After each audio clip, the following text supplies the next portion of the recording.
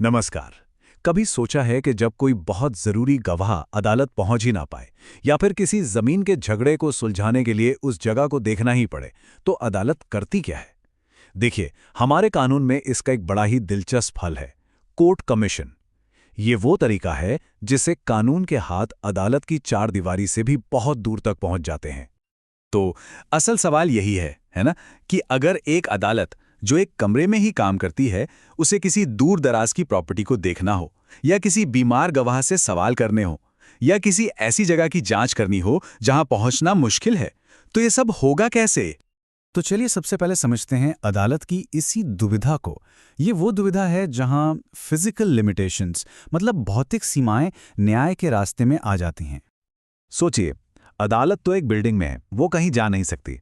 पर सबूत, वो तो देश के किसी भी कोने में हो सकता है, किसी फैक्ट्री में, किसी गांव में, या किसी बैंक के कॉम्प्लिकेटेड खातों में। अब न्याय करने के लिए इस दूरी को खत्म करना तो पड़ेगा ही। तो इस मुश्किल का हल क्या है? यहीं पर आता है हमारा दूसरा सेक्शन, कोर्ट कमीशन। ये कानून का एक बहुत ही सरल लेकिन उतना ही शक्तिशाली औजार है। तो आखिर ये कमीशन है क्या? देखिए, आसान शब्दों में कहें तो ये अदालत का ही एक एक्सटेंशन है। कोर्ट एक भरोसेमंद व्यक्ति या कमिश्नर को अपनी आंखें और कान बनाकर उस जगह पर भेजती है जहां वो खुद नहीं जा सकती, ताकि वो जरूरी काम पूरा करके अपनी रिपोर्ट दे सके। अच्छा, तो अब देखते हैं कि अदालत इस पावरफुल टूल का इस्तेमाल आखिर किन किन कामों के लिए कर सकती है। समझिए कि ये अदालत का एक तरह का टूल किट है जिसमें 6 बहुत ज़रूरी औजार हैं। तो इसके 6 खास काम हैं। पहला, उन गवाहों से पूछताछ करना जो बहुत बीमार हैं या बहुत दूर रहते हैं और कोर्ट नहीं आ सकते। दूसरा, लोकल इन्वेस्टिगेशन करना, जैसे किसी जमीन की पैमाइश करना या बाउंड्री तय करना। तीसरा, किसी एक्सपर्ट को भेजकर मुश्किल अकाउंट्स की जांच करवाना। चौथा, अदालत के हुक्म पर किसी प्रॉपर्टी का बंटवारा करवाना। पांचवा, किसी साइंटिफिक मामले पर रिपोर्ट लेना, जैसे किसी के दस्तखत असली हैं या नकली। और छठा, ऐसी संपत्ति को बेचना जो जल्दी खराब हो सकती है, ताकि उसकी वैल्यू खत्म न हो जाए। हर काम अपने आप में एक अलग समस्या को सुलझाता है। लेकिन इतनी बड़ी पावर का इस्तेमाल क्या यूं ही हो सकता है? बिल्कुल नहीं। इसके कुछ नियम हैं, और यही है हमारा चौथा सेक्शन। अदालतों ने अपने फैसलों से कुछ जरूरी सिद्धांत बनाए हैं ताकि इसका गलत इस्तेमाल ना हो। कुछ बहुत अहम केस हैं जो इसे और साफ करते हैं।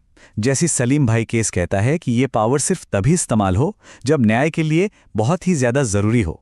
फिर उषा बल केस साफ करता है कि कमीशन का काम मौजूदा सबूत इकट्ठा करना है, किसी के लिए नए सबूत बनाना नहीं। के सुब्रमण्यम केस में कहा गया कि गवाह का कोर्ट ना आ पाना कोई मामूली असुविधा नहीं, बल्कि वास्तविक मजबूरी होनी चाहिए। और सबसे जरूरी, अशोक लेलैंड केस ये बताता है कि कमीशन की रिपोर्ट सिर्फ एक सबूत है, एक सलाह है। उसे मानना या ना मानना ये पूरी तरह से अदालत पर निर्भर करता है। तो इन सब बातों को जानने के बाद सवाल ये उठता है कि ये पूरी व्यवस्था न्याय के लिए इतनी जरूरी क्यों है? देखिए, इसका जवाब ना इस एक लाइन में छिपा है।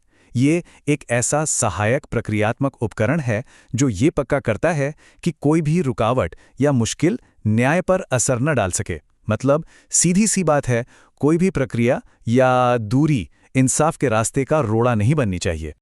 और यही इसका सबसे बड़ा मकसद है। कोर्ट कमीशन के जरिए न्याय अदालत के उस कमरे से बाहर निकलकर असल में वहां पहुंचता है जहां उसकी सबसे ज्यादा जरूरत होती है।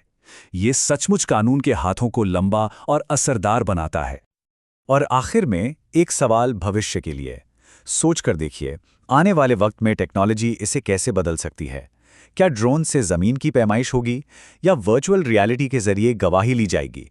न्याय देने का ये तरीका आने वाले समय में कैसा दिखेगा? ये एक बड़ा ही दिलचस्प सवाल है।